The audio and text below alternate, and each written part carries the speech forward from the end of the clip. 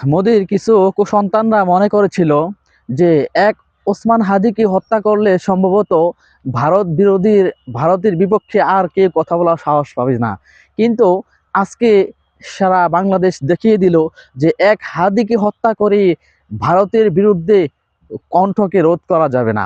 বরং বরং আজকে এক হাদিকে তারা নিভিয়ে দিতে গিয়ে সারা বাংলাদেশে কোটি কোটি হাদি তৈরি হয়ে গেছে। এই জন্য যারা মনে করতেছো যে এক হাদিকে হত্যা করে আজকে ভারতের বিরুদ্ধে কথা বলা বন্ধ হয়ে যাবে, না, বরং আজকে বাংলাদেশের প্রতিটা মানুষের হৃদয়ে, প্রতিটা মানুষের অন্তরে আরো স্পৃহা জেগেছে নতুন করে। আজকে প্রতিটা যুবক, প্রতিটা মানুষ, প্রতিটা বৃদ্ধ সবাই একযোগে দেশপ্রেমিক হয়ে আমাদের প্রধান শত্রু ভারত, তাদের বিরুদ্ধে কণ্ঠ উচ্চস্বরে কথা বলতেছে। এটাই হলো হাদির অনুপ্রেরণা।